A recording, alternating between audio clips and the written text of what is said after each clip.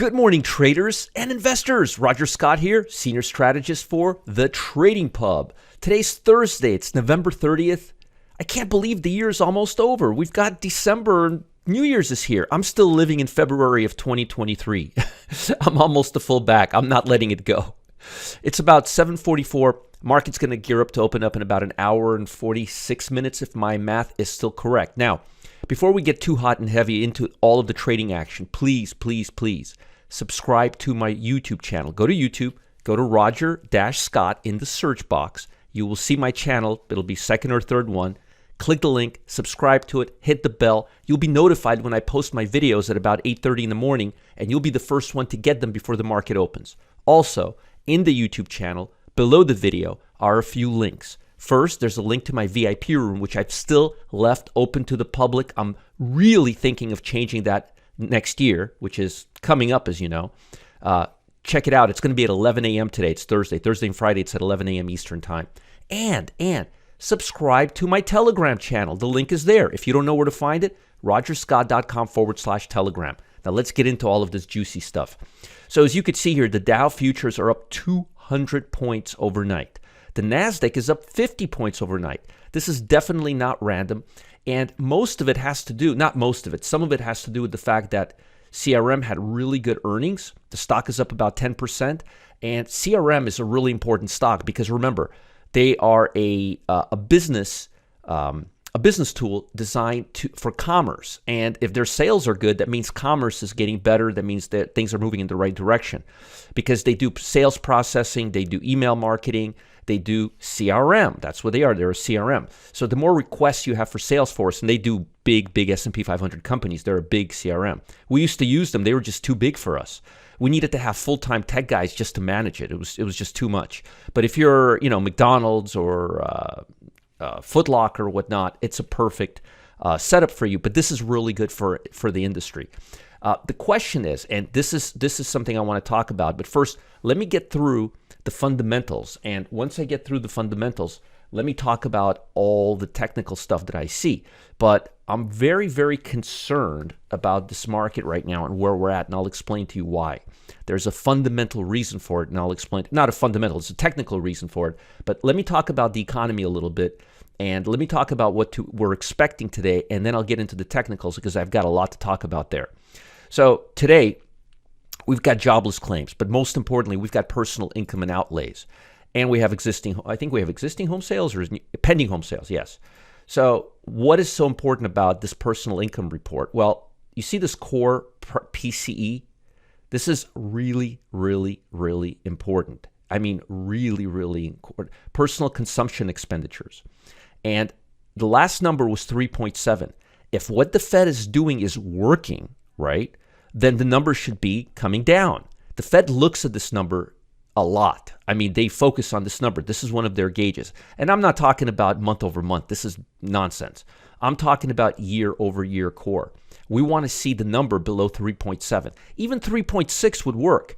But if it's 3.7, oh boy, we got some problems. They got to go back to the drawing board. So it'll be a really important number, and it's coming out at 8:30. That's the big number today.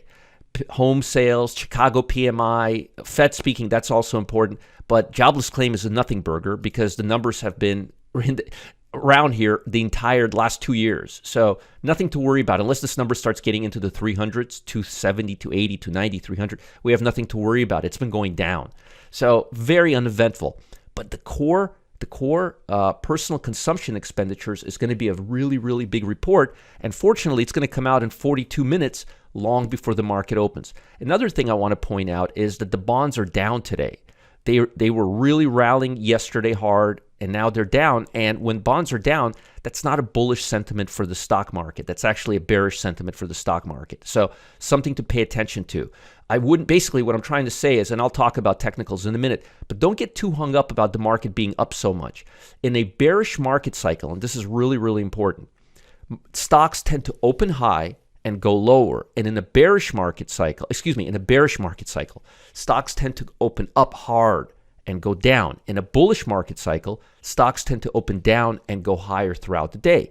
And I'll talk about that. Don't forget this topic. I just want to get through the global economy, and then I'll talk about this, but this is really important. So We're looking at the core PCE, as I explained it to you just a few minutes ago. They're looking at GDP already came out. The number was actually not bad. It wasn't such a bad number at all. Didn't hurt the market yesterday.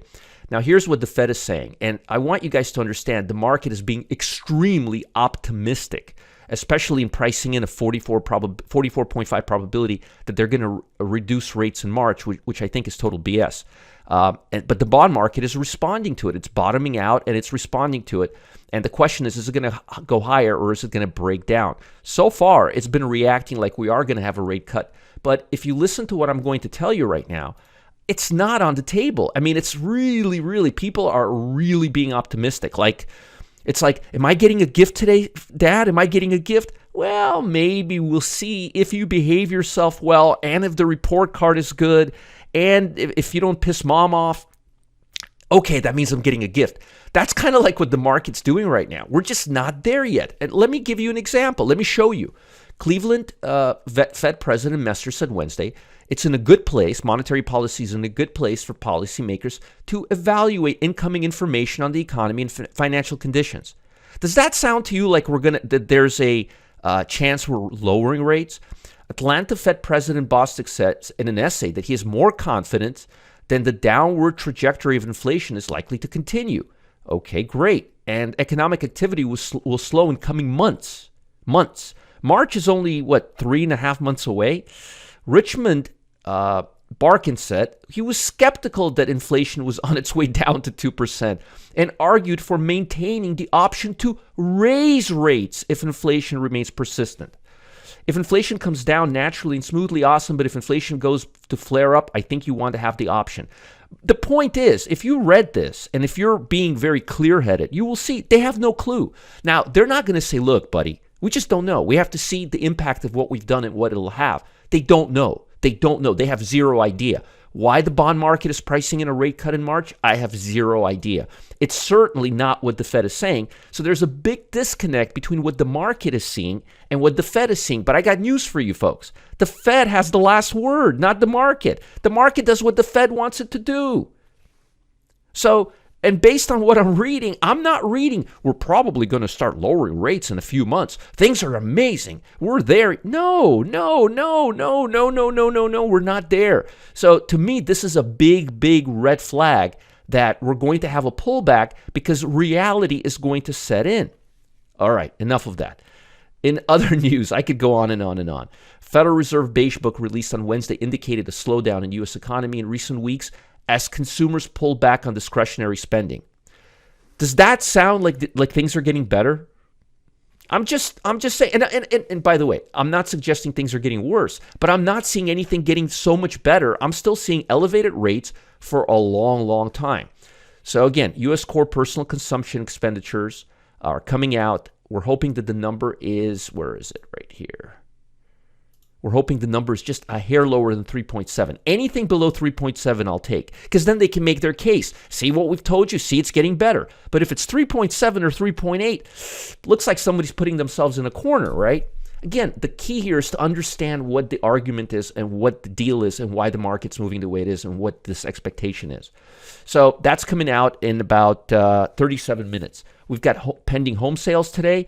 It looks like new construction is up, but new home construction is up, but new home sales are down.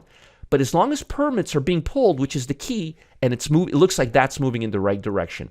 Pending home sales, we will have to see. Remember, we're getting towards that New Year's hump where sales slow down and then they start up again because parents like to know where their kids are going to go to school next year, so they start buying homes in the spring, not in the winter months.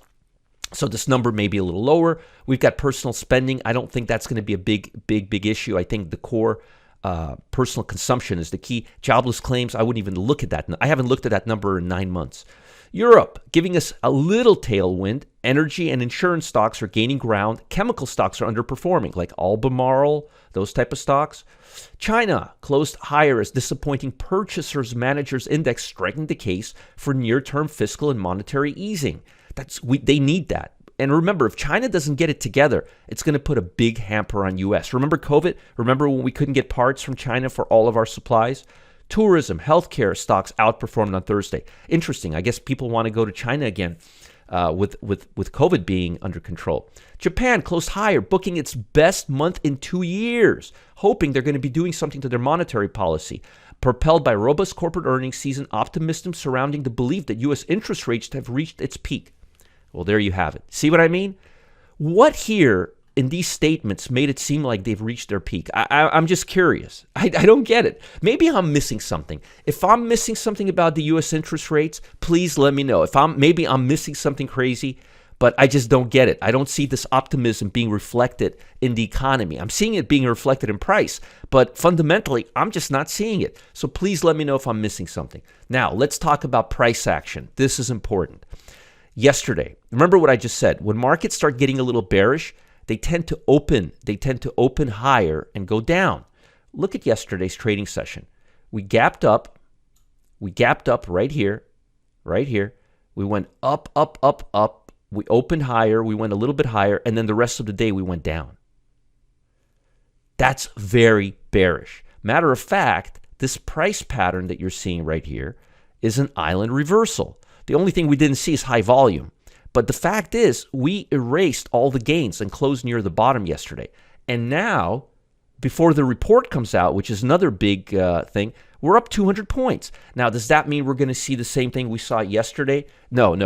We could potentially rally really, really hard. I'm not saying we won't.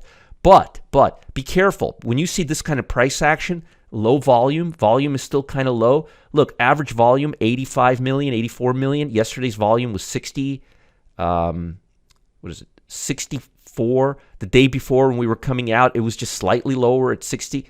I mean, this is very, very low volume. So when you see these kind of moves on low volume, that's a big red flag. Furthermore, and this goes to another argument, I'm not seeing a major catalyst. And here's the biggest problem I'm seeing. Let me show you this. This is a major issue that I'm seeing here. Look, there's a huge trend line here. And I'm talking about a huge trend line here. Let me go on weekly. Look at this. So I'm being extremely cautious right now with this trend line being where it is right now and the fact that the market's still choppy and we really are not out of this interest rate environment. So be really cautious. Am I saying don't buy longs?